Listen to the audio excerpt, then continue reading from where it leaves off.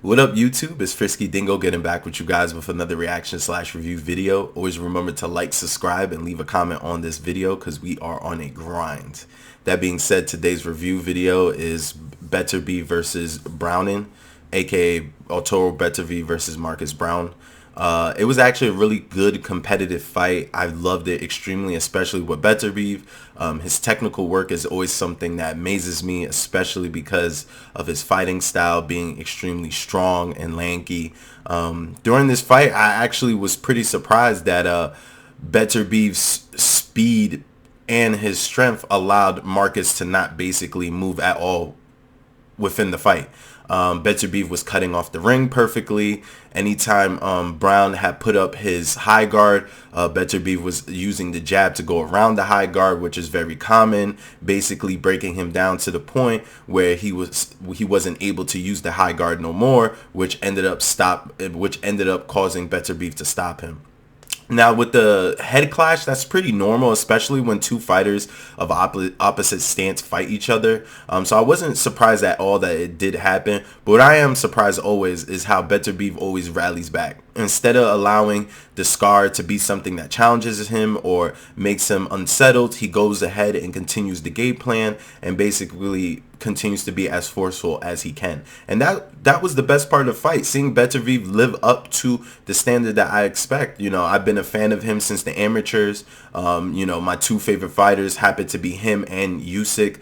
The fact that they fought each other and Beterbiev won in the amateurs always allows me to believe that when it comes to the pro circuit, he is as tough as it gets. I don't expect that many people to be up to snuff to beat this man in a pro fight competition.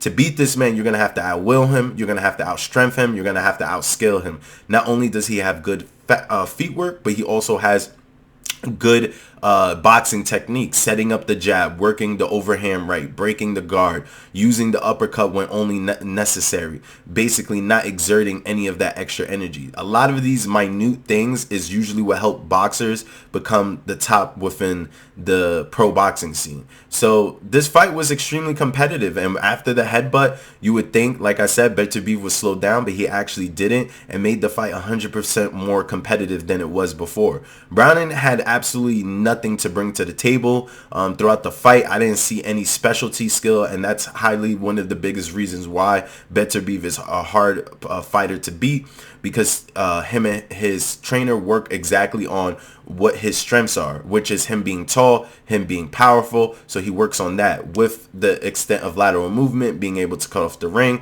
working off the jab. Other than that, I really feel sorry for Derek James, the trainer of Marcus Browne. I assume he didn't come in there with the proper game plan, especially looking at how Marcus fought the fight.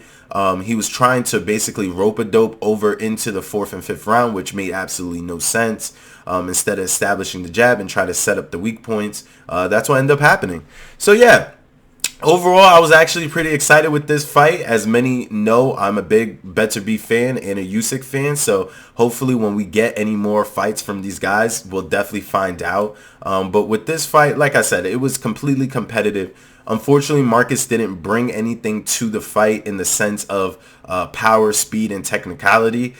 He was only really able to keep the first 2 rounds. He was just able to keep Beterbiev off bay because Beterbiev obviously was figuring out how this fighter works. But other than that, obviously, Beterbiev gave up a few rounds, which I think he should have never done to begin with. But even in those rounds that he did give up, those first 2 rounds, Browne wasn't moving Beterbiev back. He wasn't establishing no jab. He was just kind of doing slick in and out pop shots, which works, but you can't really win a boxing fight against a person who's fighting at a very elite level. And no mistaken, Beterbiev fighting unification mandatory is at the elite level, especially in a division as deep as 178, which we know is a extremely deep division.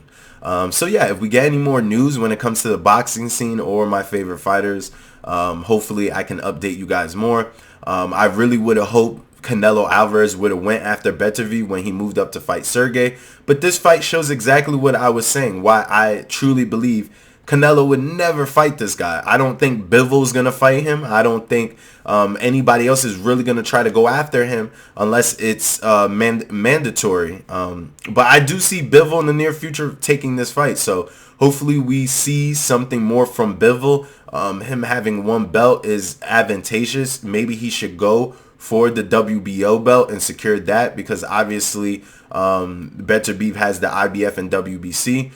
So yeah, I would really hope that Beterbiev does that, tries to go after the WBO or Bivol, whoever, which one, it really doesn't matter. It's kind of comparison to the Terrence Crawford Spence fight right now. Bivol having one belt, Terrence Crawford having one belt, and then Beterbiev having two belts and possibly going for a third. And Spence having two belts and possibly going for the third, with the same unification of WBC, World Boxing Council, International Boxing Federation, for both of them. So hopefully we get to find out more news from either or. I'm really excited to see who Beterbiev's next fight is.